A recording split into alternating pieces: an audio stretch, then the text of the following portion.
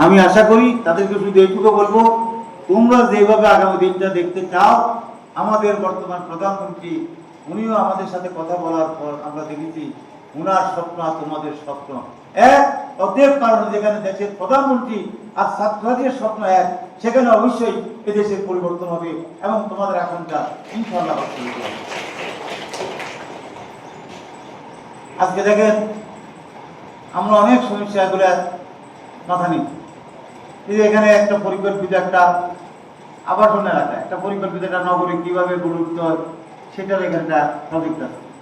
এখানে আমাদের বৃষ্টির পানিটাকে কিভাবে আমরা ম্যানেজমেন্ট করতে পারি, কিভাবে সেটাকে আমরা হারভেস্টিং কাজ লাগাতে পারি, আমাদের খাবার কাজে লাগাতে পারি, সেটা এখানে একটা প্রকল্প আমাদের কাছে আমাদের ছেলেমেয়েরা তুলে ধরছে।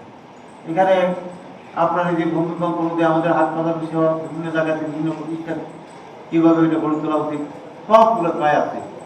আমি আজকে আমাদের এখানে মাধ্যমিক শিক্ষা কর্মকর্তা উনি আছেন, সকালবেলা ওনার সাথে আমি সদর উপজেলায় এরকম একটা অনুষ্ঠানে ছিলাম, আবার বিকেলে আপনার সাথে আবার এখানে একটা অনুষ্ঠান আছে।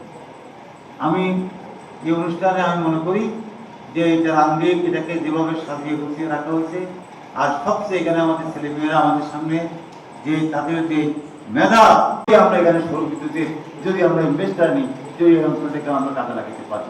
কারণ এখানে তাপমাত্রা এখানে আকাশের, কারণ সৌরবিদ্যুতের মানে কি, ওটা তাপ থেকে হয় নাকি সূর্যের তাপ থেকে হয়, সেই সূর্যের তাপ থেকে এখানে মেঘার সম্ভাবনা আছে। এখানে আমরা আমাদের এই যে ধরেন আপনার উৎপাদনের এখানে অনেক বাড়াতে পারি। এখানে যে এখন খাল বিলগুলো অনেকগুলো দখল হয়ে গেছে।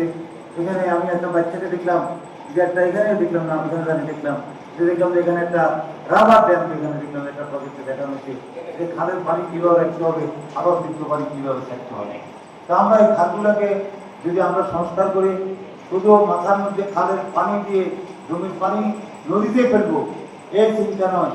আমি মনে করি পানিকে যেটা অতিরিক্ত পানি ফেলে দিব, প্রয়োজনীয় পানি আমি খালের মধ্যে আটকে রেখে সুস্থ মৌসুমে চাষাবাদ করে এখানে ফসল উৎপাদন আগের থেকে দ্বিগুণ করতে চাই।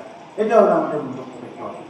আমরা যদি এই কাজটা খুব সহজে করতে পারি, যদি খালগুলোকে সংরক্ষণ করে আমরা যদি পানি আটকে রাখার ব্যবস্থা করতে পারি এবং আমরা যদি আবার করতে পারি রাবার ড্যামের মাধ্যমে ব্যবস্থা থাকে।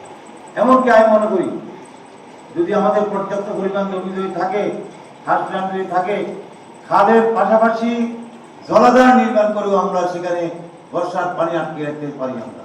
এবং ওইখানে লাভ হবে কি, সেই জলাধার গুলোকে আমরা যদি তার পাশে গাছ লাগিয়ে আমরা যদি ওয়াকওয়ে তৈরি করে সেখানে যদি একটি স্পট তৈরি করে যদি আমরা সেখানে যদি আকর্ষণীয় একটা পরিবেশ তৈরি করি, সেই পরিবেশে মানুষ পর্যটকরা আকৃষ্ট হবে, এরকম পরিবেশ তৈরি করেও আমরা কিন্তু এখানে অগ্রগতি দিতে পারি। অনেক সম্ভাবনা আছে। তো সকল সম্ভাবনাকে যদি কাজে লাগাতে হয় আমাদেরকে উদ্যোগ গ্রহণ করতে হবে।